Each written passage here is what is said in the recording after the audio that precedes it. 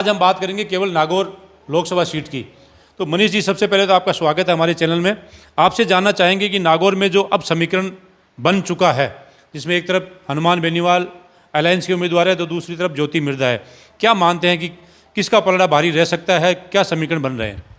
नागौर की परिस्थिति पूरी तरह से अलग है अनीप जी। नागौर बड़ा वैचारिक रूप से, राजनीतिक रूप से नागौर बड़ा समृद्ध क्षेत्र है। यहाँ पे वोटर बड़ा साइलेंट रहता है। ज़्यादा तादाद जाट वोटर्स की है और जाट वोटर्स का हमने कई चुनावों में देखा है कि ये लास्ट दिन या एक दो दिन पहले, मतदान से एक दो दिन पहले अपना रुख बताते हैं। यहाँ हवा का रुख पता ही नहीं चलता है। तो हाल फिलहाल यहाँ चुनाव घुटने लगा है। चुनाव आगे जाके किस करवट लेता है, चुनाव का नतीजा क्या रहता है, इसके लिए हमें अभी और इंतज़ार करना पड़ेगा। देखिए, नागौर का वास्तव में आपने जैसे कहा कि जाट मतदाता हैं, वो राजनीति में सबसे जागृत कास्ट मानी जाती है और ख़ासकर नागौर के जाट अंतिम समय में फैसले लेते हैं, ये भी सही है। लेकिन हनुमान बेनीवाल के आने के बाद में नागौर की सीट पूरे प्रदेश में हॉट सीट में है। अब हनुमान बेनीवाल को कांग्रेस का कितना फ़ायदा मिलेगा, ये बताइए। हनुमान बेनीवाल के इंडी अलायंस में आने के बाद में कांग्रेस कार्यकर्ता में जोश दिख रहा है। नेता अति उत्साही हैं। जाकिर हुसैन गोसावत और चेतन डूडी को हमने देखा, बहुत ज़्यादा अति उत्साह में है ये। सारे एमएलए उनके साथ नज़र आ रहे हैं। पर एक कहीं कमजोरी भी नज़र आ रही है। हनुमान बेनीवाल की नामांकन सभा में ये दावा किया गया था कि जिन्होंने कांग्रेस के टिकट पे चुनाव लड़ा और जो कांग्रेस से जीतकर विधायक बने, वो सारे वहाँ मौजूद थे। पर वहाँ उन्हीं के गृह क्षेत्र से कांग्रेस से टिकट लड़ने वाले तेजपाल मिर्धा गायब थे। तेजपाल मिर्धा की हमने अभी कोई पोस्ट नहीं देखी है। तेजपाल मिर्धा ने कांग्रेस छोड़ी नहीं है, पर वो हनुमान बेनीवाल के साथ में भी नज़र नहीं आ रहे हैं। यहीं आप देखें तो यही स्थिति कुछ अलग क्षेत्रों में और नज़र आ रही है। साथ है, ज्योति मिर्धा ने कांग्रेस में रहते कई दावे किए हैं, कई बीजेपी नेताओं पर उल्टे सीधे आरोप लगाए हैं। आज वो उन्हीं आरोपों को डिफेंड करती नजर आएगी। तो पब्लिक बड़ी विचित्र सी स्थिति में है नागौर में। तो लोग ये मान रहे हैं कि भारतीय जनता पार्टी भी पूरे दिल से ज्योति मिर्धा के साथ नहीं, इसमें कितनी सच्चाई है? नहीं, ये दोनों ही साइड में है। ज्योति मिर्धा के साथ में भी भारतीय जनता पार्टी का संगठन उस तरीके से नज़र नहीं आ रहा है जो आमतौर पर आरएसएस और संगठन नज़र आता है। वैसी स्थिति बेनीवाल के साथ में नज़र आ रही है। बेनीवाल खुद आशंकित है। उन्होंने कुचामन की एक सभा में कहा भी है कि हमारा उनसे पाला पड़ा है जिनकी कांग्रेस में बहुत ज़्यादा घुसपैठ है और इसी के चलते मुझे गठबंधन करने में भी लेट हुआ है। तो ये स्थिति दोनों तरफ है, भीतरघात का डर दोनों ही तरफ है। आने वाले दिनों में जैसे जैसे चुनाव प्रचार आगे बढ़ेगा, नागौर की अलग अलग गांवों में घूम रहे नेता, दोनों ही नेता, ज्योति मिर्धा ने को समय ज़्यादा मिला, उन्होंने ज़्यादा कवर कर लिया है, क्या इसका फ़ायदा उनको मिलेगा? नहीं, इसका कोई टाइम खूब पड़ा है अभी भी। और आजकल हम देखते हैं कि एक ही दिन में आदमी पूरी विधानसभा कवर कर लेता है और लोगों में मैसेज सोशल मीडिया के थ्रू भी बहुत अच्छे से जा रहा है। सोशल मीडिया का खूब यूज कर रहे हैं सारे नेता। तो अब वो पुरानी परिस्थितियां नहीं है कि डोर टू डोर कैंपेन करना होता है। वैसे भी ये खाली एक गाँव से दूसरे गाँव खाली ब्रेक ही मारते हैं, बाकी गाड़ियाँ दौड़ती रहती है। सोशल मीडिया पर सारा प्रचार चल ही रहा है और बड़ी जल्दी मैसेज पहुंचता है। आज की डेट में जो संचार तंत्र काफ़ी इम्प्रूव हुआ है, तो ऐसी कोई दिक्कत किसी को नहीं आने वाली है। अब किसका मैसेज लोगों को समझ में आता है, वो बहुत बड़ी बात है। जिस तरह से आज आप डीडवाना आए हैं, तो डीडवाना में भी आपने देखा है माहौल। एक तरफ ज्योति मिर्धा का कार्यक्रम है, जाट समाज जो किसान सभा जिसे कहा गया है, और मारवाड़ी में उनको कहते हैं पटकन पार्टी, जो जिसके विपक्ष में जाती है वो सामने वाले को लोग उनको कहते हैं वो पटकन पार्टी, वो पटक देती है। तो इस बार पटकन पार्टी ज्योति मिर्धा के साथ है। दूसरी ओर यूनुस खान का ये होली स्नेह मिलन समारोह, ये भी कोई ना कोई राजनीतिक संदेश देने के लिए किया गया है। तो आप क्या मानते हैं कि इसका भी कितना असर ज्योति मिर्धा के पक्ष में पड़ेगा या हनुमान बेनीवाल के पक्ष में? अब इसका किस तरफ असर पड़ेगा? यूनुस खान अपने पत्ते जल्दी से खोलते नहीं हैं। यूनुस खान को बहुत मैच्योर नेता माना जाता है। अब इनका रुख किस तरफ रहेगा? इनके वोटर वही वोटर हैं जो बीजेपी को वोट देते हैं। उन वोटरों का तो हमें लगता है कि वो सेंट्रल लीडरशिप के जो चुनाव है उनमें शिफ्ट हो जाएंगे बीजेपी के साथ। पर यूनुस खान के जो कोर वोटर हैं, जो उनके इशारे पे वोटिंग करते हैं, उनका किस तरफ रुख रहेगा? यूनुस खान उन्हें क्या मैसेज देंगे, यह भी भविष्य के गर्भ में है। ज्योति मिर्धा भी इनको अप्रोच कर रही है, हनुमान बेनीवाल भी इनको अप्रोच कर रहे हैं, पर ये किसके साथ रहते हैं? इसमें एक मेरे को थोड़ा सा गैप नज़र आ रहा है बीजेपी और यूनुस खान के बीच में। जितने भी निर्दलीय एमएलए जीते उन सबको बीजेपी ने गले लगा लिया। यूनुस खान के मामले में कहाँ गैप नज़र आ रहा है? क्या यूनुस खान को बिल्कुल ही सियासी तौर पर बीजेपी के लिए अछूत हो गए हैं या बीजेपी को ये ज्वाइन करना नहीं चाह रहे हैं? इन सारी चीज़ों का भी खुलासा होना भी बाकी है। अब वो परिस्थितियां किस ओर बैठती है? फिर गजेंद्र सिंह जो यहाँ से बसपा के प्रत्याशी हैं, उनके पीछे यूनुस खान का कितना बैक सपोर्ट है? ये सारी चीज़ें अभी नज़र आना बाकी है। देखिए, यूनुस खान पिछली वसुंधरा सरकार में नंबर 2 की पोजीशन में थे और उनके वही नंबर 2 आज उनके लिए उनके नंबर 3, नंबर 4, नंबर 5 यूँ माने उनके पीछे धकेल रहा है। खासकर राजेंद्र सिंह राठौड़ और गजेंद्र सिंह शेखावत, उनकी वजह से आज इनकी एंट्री नहीं हो पा रही है।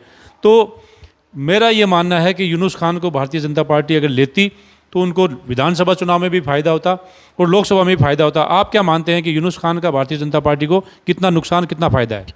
भारतीय जनता पार्टी में माइनॉरिटी के लीडर्स जो भी हैं, उनके लिए अब चुनावी जो कैंपेन है, चुनावी राजनीति है, उनसे उनको दूर किया जा रहा है। वो मौजूदा जो हिंदुत्व की जो इनकी चल रही है उसमें फिट नहीं बैठ रहे हैं। यूनिस खान एक ऐसे नेता हैं जो सिर्फ माइनॉरिटी का चेहरा नहीं थे, वो डीडवाना में एक अलग छवि रखते हैं। उनकी डीडवाना क्षेत्र में एक मास लीडर की भी छवि है, वो हमने देखा निर्दलीय जीत कर आए।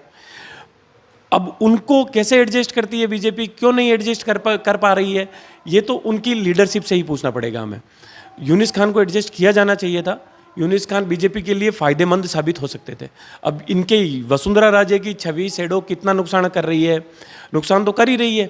इन्हें पहले टोंक भेजा गया, अब फिर टिकट ही नहीं दिया गया, लास्ट तक ये टिकट करते रहे, सेंट्रल लीडरशिप से डिमांड करते रहे, पर बीजेपी की जो अभी जो सिस्टम बना है टिकट का, उसमें फिट नहीं बैठ रहे हैं यूनिस खान। चलिए, ये तो हो गई यूनुस खान की बात। राजस्थान में जिस तरह का सिनेरियो बना है उसमें खासकर रविंद्र सिंह भाटी की बात करेंगे। रविंद्र सिंह भाटी एक ऐसा चेहरा उभर के आए हैं अचानक से पूरी राजनीति में, चाहे कांग्रेस राजनीति हो, पूरे राजस्थान की राजनीति में एक महत्वपूर्ण चेहरा बन गए हैं। विधायक का चुनाव उन्होंने जीत लिया है, अब वो घोषणा कर चुके हैं कि मैं लोकसभा का चुनाव भी लड़ूंगा। तो उसका बाड़मेर की सीट पर क्या असर पड़ेगा? क्या वो भाजपा को नुकसान करेंगे या कांग्रेस को? भाटी तो वो सियासी बम बन चुके हैं जो सबको ही नुकसान कर रहे हैं। वो ना कांग्रेस को फायदा कर रहे हैं ना बीजेपी को फायदा कर रहे हैं, वो दोनों ही पार्टियों को नुकसान कर रहे हैं। और वहाँ जो क्रेज हम पा रहे हैं, ग्राउंड पे हम बाड़मेर में नहीं गए हैं, पर सोशल मीडिया पे और जो उनके फोटो वीडियो वहाँ से आ रहे हैं बाड़मेर जैसलमेर से, सरहदी क्षेत्र से, वो वास्तव में अचरज में डालने वाले हैं कि एक युवा के लिए इतना क्रेज कैसे हुआ। अभी उस जस्ट फर्स्ट इलेक्शन एमएलए का लड़ा निर्दलीय, वो जीत गए, फिर लोकसभा के इलेक्शन में भी भारी भीड़ आ रही है। कल हमने देखा राजस्थान दिवस के कार्यक्रम में कुछ कलाकारों ने मंच से उनका गाना गा दिया, तो वहाँ क्रेज है। अब वो क्रेज, लोकसभा चुनाव इजी नहीं होता, विधानसभा चुनाव एक अलग चीज़ है, लोकसभा चुनाव एक अलग चीज़ है। भाटी इस बार अपना दमखम कितना दिखाते हैं, ये भी बड़ा मतलब चौंकाने वाली चीज़ होगी।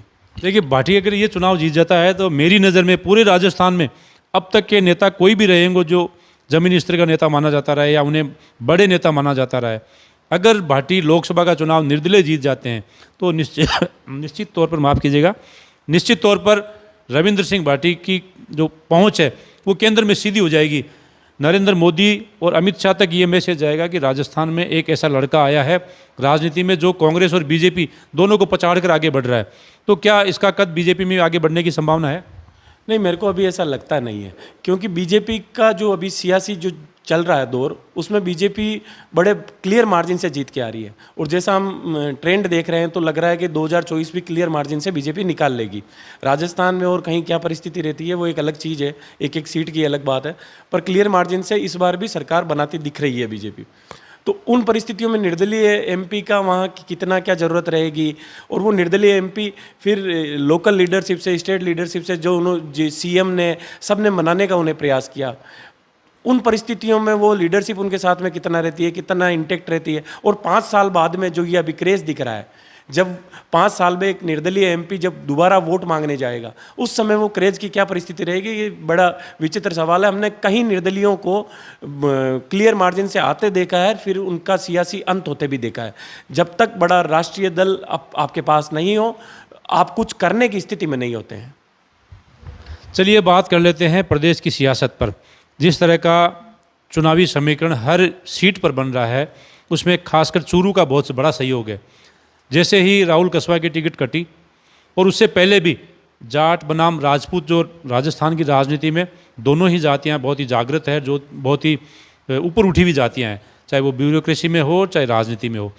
लेकिन इसका कितना असर इस चुनाव में पड़ेगा, क्योंकि राहुल कसवा की टिकट कटते ही और जो ट्रांसफ़र की लिस्ट आई थी उसके बाद जाट समाज में एक रोष है कि हमारे व्यक्तियों को भारतीय जनता पार्टी छांट के दूर भेज रही है, काला पानी दिखा रही है या फेंक रही है।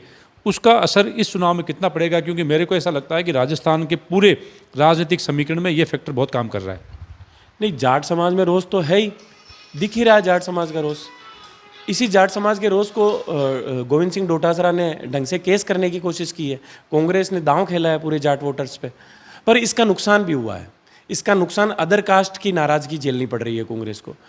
अभी आपने देखा होगा भीलवाड़ा का टिकट भी बदल दिया, सीपी जोशी को मजबूरी में टिकट देना पड़ा। फिर राजसमंद की सीट पर ऐसे प्रत्याशी को टिकट दिया जो वहाँ से लड़ना ही नहीं चाह रहा था, उसने टिकट दे दिया। अभी जिस प्रत्याशी को टिकट बदल कर वहाँ पे शिफ्ट किया गया है भीलवाड़ा से, वो प्रत्याशी भी वहाँ से लड़ना नहीं चाह रहे। हमने ब्रिजेंद्र ओला का बयान देखा, वो चुनाव नहीं लड़ना चाह रहे थे। कई प्रत्याशी ऐसे थे जो चुनाव लड़ना ही नहीं चाह रहे थे। तो उन परिस्थितियों में अदर कास्ट का, एक जाति के सहारे राजस्थान का चुनाव या लोकसभा का चुनाव नहीं जीता जा सकता।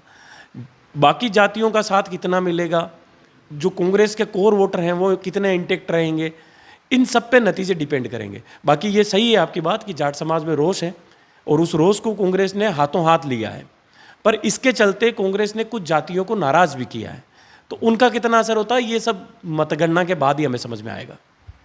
चलिए, अब अंतिम सवाल पूछना चाहूँगा कि आज के परिप्रेक्ष्य में, आज के हिसाब से आपकी नज़र में राजस्थान में, ये नहीं पूछूंगा कि कौन सी सीट पर कौन जीत रहा है, लेकिन जो मिशन 25 है या अब की बार 400 पार, क्या भाजपा का मिशन 400 पार और मिशन 25 पूरा हो जाएगा? अगर नहीं होता है तो कितनी सीटें आने की उम्मीद है?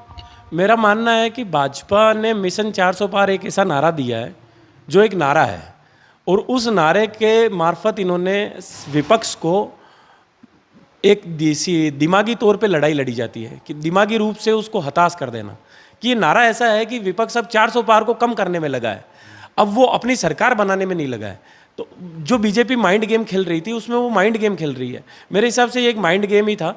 बाकी 400 पार करने के लिए बीजेपी को साउथ में, बंगाल में, कई जगह बहुत ज़बरदस्त प्रदर्शन करना पड़ेगा। सिर्फ नॉर्थ भारत में, उत्तर भारत में सीटें लाने से नहीं होगा, इसके लिए पूरे भारत में 400 पार के लिए सीटें लानी पड़ती है। तो वो अभी होता तो नहीं दिख रहा है। रही बात मिशन 25 की, 2 बार इन्होंने किया है, तीसरी बार और करने की तैयारी में। ट्रेंड भी बता रहे हैं, इक्का दुक्का सीटों को मैं नहीं मानता कि वहाँ क्या परिस्थिति रहेगी, पर ट्रेंड तो यही बता रहे हैं कि बीजेपी बहुत ज़बरदस्त लीड ले रही है राजस्थान से। कितनी सीटें आ सकती है 25 में से? इनका अभी दावा करना बड़ा जल्दी होगा हनीफ साहब, इसमें थोड़ा टाइम लगेगा, अभी कुछ समझ में नहीं आ रहा। बाकी बीजेपी लीड लेती दिख रही है। ये बता दीजिए कि मिशन 25 पूरा होगा या नहीं होगा? ये भी भविष्य के गर्भ में छिपा है, परिस्थितियां क्या बनती हैं। मिशन 25 में कुछ सीटें टफ नज़र आ रही है, चूरू, नागौर, बाड़मेर, इन सीटों पे आगे जाके क्या परिस्थितियां बनती है, वही उन्हीं पे मिशन 25 टिका है और उन्हीं पे मिशन 25 की असफलता टिकी है।